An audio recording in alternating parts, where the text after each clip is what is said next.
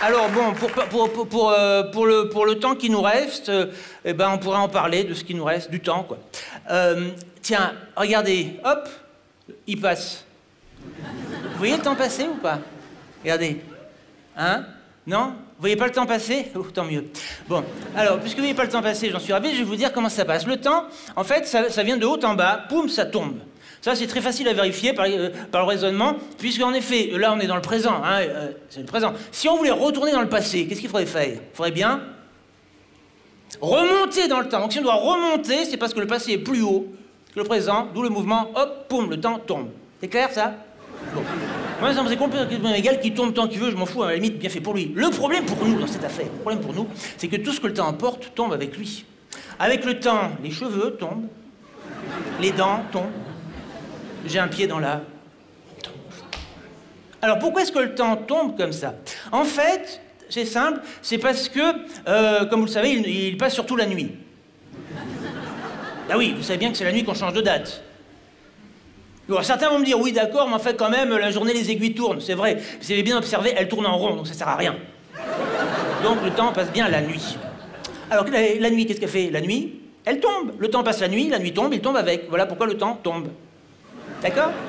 Bon, ça c'est très simple. Par contre, le problème du coup, ça devient pourquoi est-ce que la nuit tombe? Et alors ça, j'en ai pas la moindre idée. Pourquoi est-ce que la nuit tombe? J'en sais rien. Le jour ne tombe pas. Hein, il ne saute pas, il n'y a pas de mouvement brusque. Qu'est-ce qui prend à la nuit de tomber? Alors, je sais pas. On va réfléchir ensemble, si vous voulez bien. Alors, ça, on va dire, c'est le jour. Regardez. Donc, le jour se lève le matin avec le soleil. Vous avez déjà vu un lever de soleil. Hein.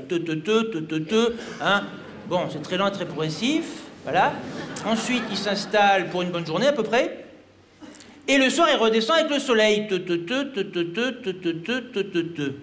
voyez? Hein? Et encore, j'accélère nettement. Hein? Bon, maintenant la nuit, ça on va dire c'est la nuit. Alors, le matin, allez, pousse-toi. Oui, d'accord. Voilà.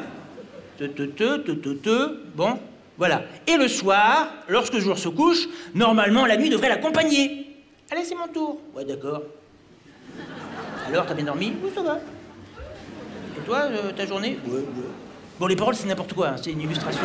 Bon, ce qui compte, c'est le mouvement théorique, vous avez bien noté le mouvement théorique auquel on devrait s'attendre et qui ne correspond pas à la réalité. Parce que regardez comment ça se passe en réalité. Regardez comment ça se passe en réalité. Regardez, le matin, alors, allez, pousse-toi. Oui, d'accord. Effectivement, elle ne fait pas d'histoire le matin. Ça va être le soir. Attends. Je crois qu'on va y être. Attends. Je crois que c'est bientôt. Hein. Voilà, voilà. Oh, oh là. Regarde, c'est quand même très très net. La nuit ne suit pas. Voyez, elle reste comme ça, suspendue un moment, et puis poum, elle tombe. Et tous les jours, c'est la même histoire. Zing, hop, on sait pas pourquoi, puis poum. Et alors si c'est tous les jours, alors à mon avis, c'est qu'il doit y avoir un problème. Parce que sinon, si c'était voulu, des fois, elle changerait. Un coup, je t'accompagne, pas souvent, ça fantaisie. Si c'est tous les jours, à mon avis, elle doit pouvoir faire autrement. Elle doit rester coincée, comme ça. Je suis coincé, jusqu'à ce que ça coince, et puis poum, elle tombe. À mon avis, très nettement, oui, voilà, il y a un truc qui coince ici, un traitement, et ce qui coince la nuit, je ne sais pas ce que c'est, il faut absolument que je trouve ce qui coince la nuit.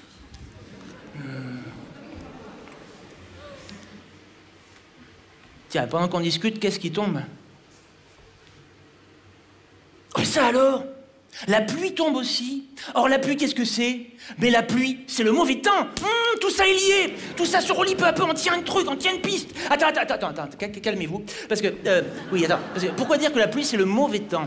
Pourquoi mauvais? Ça sous-entendrait implicitement que l'autre, ce qui passe, là, n'est pas mauvais. Alors que, je suis désolé, le temps qui passe est extrêmement mauvais. Avec sa flèche. Oui, la flèche du temps. Vous savez, on dit bien que le temps a une flèche. C'est une façon de dire qu'en fait, il ne passe que dans un sens. On ne peut jamais revenir en arrière. C'est irréversible. Mais ce qu'on ne dit pas, c'est vers quelle cible? C'est irréversible, c'est tiré vers nous. Parce que cette flèche du temps a tout de même une fonction extrêmement désagréable. Hein, c'est quand même de nous tuer. Hein. Ah, je suis de plus en plus vieux. Ah, je suis mort. Ça peut pas être un mauvais temps, ça? De toute façon, il n'y a pas de mauvais temps et de bon temps, c'est la même chose. Le temps qui passe, le temps qui fait, c'est la même chose. La preuve, pour mesurer le temps qui passe, il n'y a pas si longtemps, on utilisait des appareils très perfectionnés, actionnés par le mouvement de l'eau qu'on appelait des... Clepsydre, oui, or clepsydre, ça veut bien dire appareil à mesurer les temps de chien, puisque hydre c'est l'eau et kleps le chien. Alors, vous ne pas me dire que c'est pas la même chose. Bon, maintenant, si on peut faire une petite distinction à tout prix, on peut dire qu'effectivement, le temps qui passe en ce moment, c'est de l'eau qui tombe. Le temps qu'il... Non, le temps qu'il fait, c'est de l'eau qui tombe. Le temps qui passe... Oh, un sablier, s'il vous plaît. Sablier. Voilà, voilà. Mais tout à fait, mais absolument, merci. Regardez-moi ça. Regardez-moi ça. Regardez, grâce à cet instrument optique très étudié, nous arrivons à voir le temps passer, même en plein jour. Et qu'est-ce que nous savons très distinctement? Que le temps, c'est... Cool, le temps est cool. Alors ça, c'est la meilleure. Avec ce que j'ai dit sur la flèche du temps, non, vous n'avez rien écouté, merci. Le temps est cool, non mais n'importe quoi. Mais vous avez des yeux, le temps c'est du sable. 2 personnes sur toute l'Assemblée, 2 personnes en avance sur leur époque, qui ont compris qu'effectivement, le temps c'est bien du sable. Alors, certains vont me dire, monsieur, calmez-vous aussi, le sable qui passe, ça n'est pas vraiment du temps, c'est une sorte de représentation du temps, comme les aiguilles d'une horloge. Pas du tout, pas du tout. Ça, c'est vraiment du vrai temps qui passe sous nos yeux, et je le prouve. Premier indice, ce sable tombe. Or, le temps tombe. Deuxième indice, le temps passe surtout la nuit. Donc, si le temps est bien du sable, il devrait tomber plus de sable la nuit que le jour, n'est-ce pas? Or, le jour, est-ce qu'on va tomber du sable? Ben non, pas du tout. Tandis que la nuit, il y a le marchand de sable. Alors, hein? Bon, on rigole moins? Tiens, et pour ceux qui ne sont pas encore convaincus, dernier argument définitif et final, pour parler d'une certaine quantité de temps, est-ce que par hasard, on ne dirait pas une plage horaire? Voilà? D'accord? Bon, alors, voilà.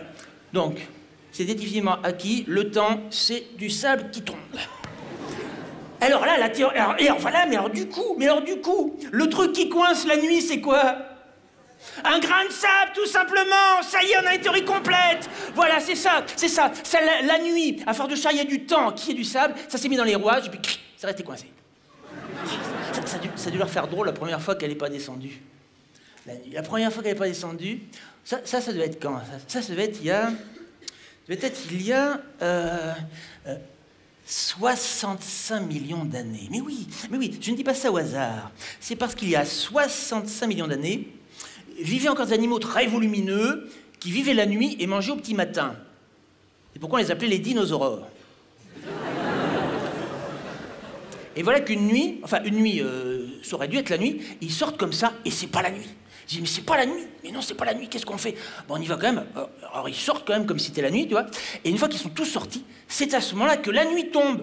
Poum! La nuit chargée de sable, hein, tu vois. Donc, les dinosaures, des petites crêpes. Comme ça qu'ils ont disparu. Et alors les petites crêpes, comment est-ce qu'on les appelait d'après vous? Ça, je vous laisse réfléchir 2 secondes. Petites crêpes, réfléchissez, petites crêpes. Ça y est, trouvé? Bon, on va faire un peu d'étymologie. Alors, crêpe, comment ça se dit? Crêpe, ça se dit crêpe. C'est la partie facile. Petite, par contre, pour petite, cherchez plutôt comme dans minuscule, corpuscule, et ça donne crépuscule, mais oui! Et là, on comprend tout à coup pourquoi le moment de la chute de la nuit s'appelle le crépuscule, en souvenir des premières petites crêpes. Voilà, on avance drôlement quand même. Bon, alors, on pourrait en dire encore des tas et des tas, mais seulement, je crois qu'on n'a plus le temps, et puis surtout, je voudrais m'éclipser avant que la nuit tombe. Voilà.